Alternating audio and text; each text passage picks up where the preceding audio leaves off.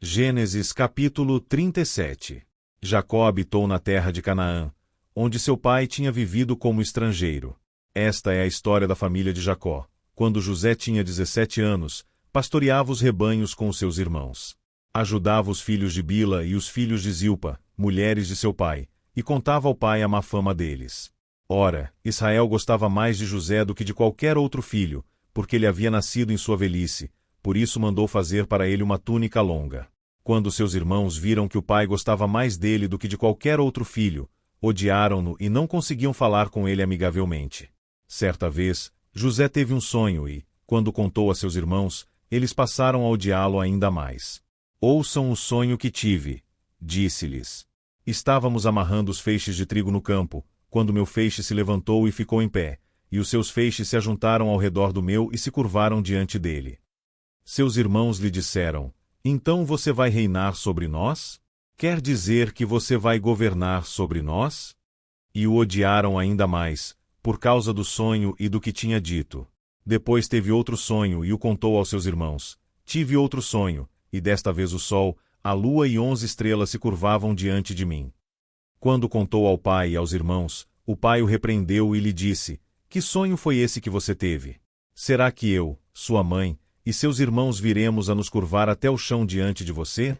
Assim seus irmãos tiveram ciúmes dele. O pai, no entanto, refletia naquilo. Os irmãos de José tinham ido cuidar dos rebanhos do pai, perto de Siquém. E Israel disse a José: como você sabe, seus irmãos estão apacentando os rebanhos perto de Siquém. Quero que você vá até lá. Sim, senhor, respondeu ele. Disse-lhe o pai: vá ver se está tudo bem com os seus irmãos e com os rebanhos, e traga-me notícias. Jacó o enviou quando estava no vale de Hebrom. Mas José se perdeu quando se aproximava de Siquém. Um homem o encontrou vagueando pelos campos e lhe perguntou: que é que você está procurando? Ele respondeu: procuro meus irmãos. Pode me dizer onde eles estão apacentando os rebanhos? Respondeu o homem: eles já partiram daqui. Eu os ouvi dizer: vamos para Dotã. Assim José foi em busca dos seus irmãos e os encontrou perto de Dotã. Mas eles o viram de longe e, antes que chegasse, planejaram matá-lo. Lá vem aquele sonhador, diziam uns aos outros. É agora. Vamos matá-lo e jogá-lo num destes poços, e diremos que um animal selvagem o devorou. Veremos então o que será dos seus sonhos. Quando Ruben ouviu isso, tentou livrá-lo das mãos deles, dizendo: não lhe tiremos a vida. E acrescentou: não derramem sangue. Joguem-no naquele poço no deserto, mas não toquem nele. Ruben propôs isso com a intenção de livrá-lo e levá-lo de volta ao pai. Chegando José, seus irmãos lhe arrancaram a túnica longa. Agarraram-no e o jogaram no poço, que estava vazio e sem água. Ao se assentarem para comer, viram ao longe uma caravana de ismaelitas que vinha de Gileade.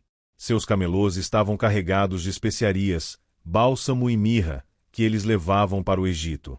Judá disse então a seus irmãos: que ganharemos se matarmos o nosso irmão e escondermos o seu sangue? Vamos vendê-lo aos ismaelitas.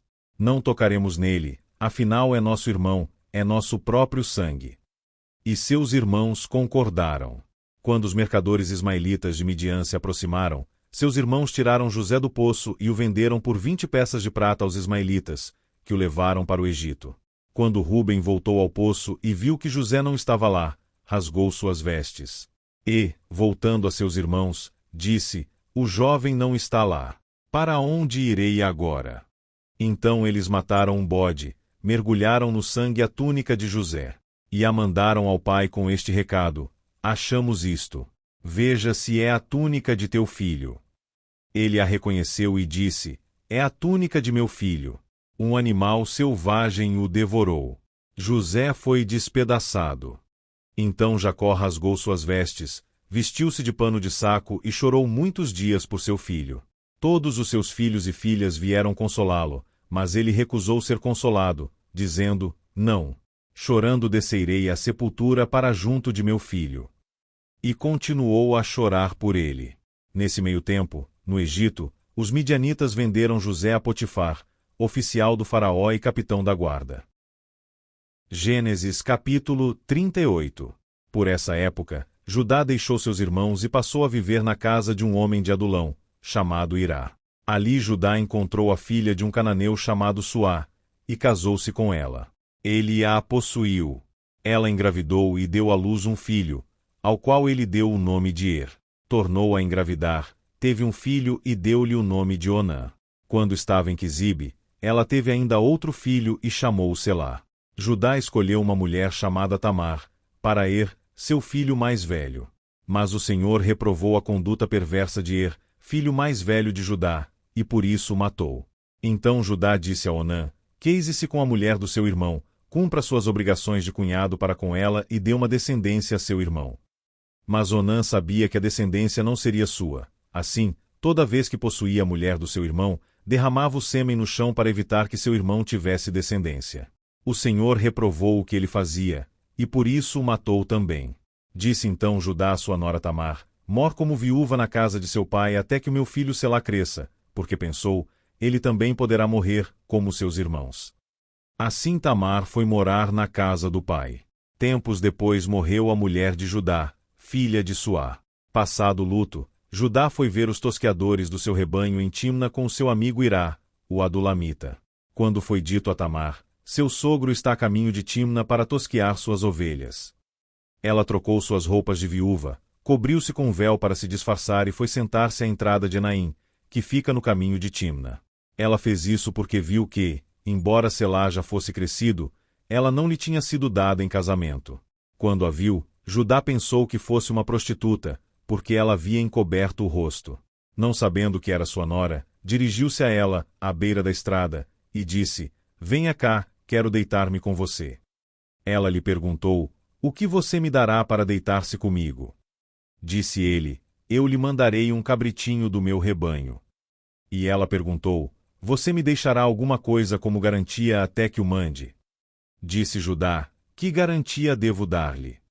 Respondeu ela: O seu selo com o cordão, e o cajado que você tem na mão. Ele os entregou e a possuiu, e Tamar engravidou dele. Ela se foi, tirou o véu e tornou a vestir as roupas de viúva. Judá mandou o cabritinho por meio de seu amigo adulamita, a fim de reaver da mulher sua garantia, mas ele não a encontrou. E perguntou aos homens do lugar: Onde está a prostituta cultual que costuma ficar à beira do caminho de Enaim? Eles responderam: Aqui não há nenhuma prostituta cultual. Assim ele voltou a Judá e disse: Não a encontrei. Além disso, os homens do lugar disseram que lá não há nenhuma prostituta cultual. Disse Judá: Fique ela com o que lhe dei. Não quero que nos tornemos motivo de zombaria. Afinal de contas, mandei a ela este cabritinho, mas você não a encontrou. Cerca de 3 meses mais tarde, disseram a Judá: Sua nora Tamar prostituiu-se, e na sua prostituição ficou grávida. Disse Judá: Tragam-na para fora e queimem-na viva. Quando ela estava sendo levada para fora, mandou o seguinte recado ao sogro: Estou grávida do homem que é dono destas coisas. E acrescentou: Veja se o Senhor reconhece a quem pertencem este selo, este cordão e este cajado. Judá os reconheceu e disse: Ela é mais justa do que eu, pois eu devia tê-la entregue a meu filho Selá. E não voltou a ter relações com ela.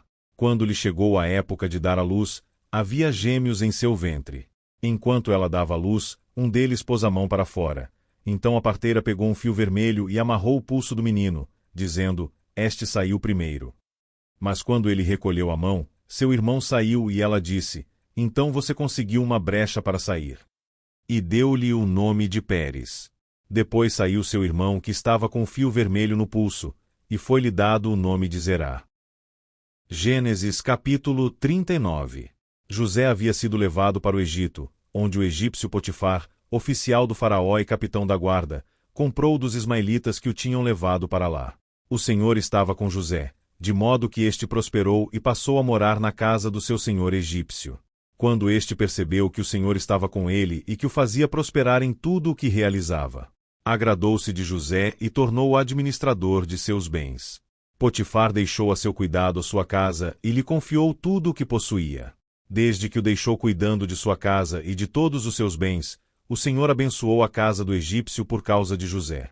A bênção do Senhor estava sobre tudo o que Potifar possuía, tanto em casa como no campo. Assim, deixou ele aos cuidados de José tudo o que tinha, e não se preocupava com coisa alguma, exceto com sua própria comida. José era atraente e de boa aparência.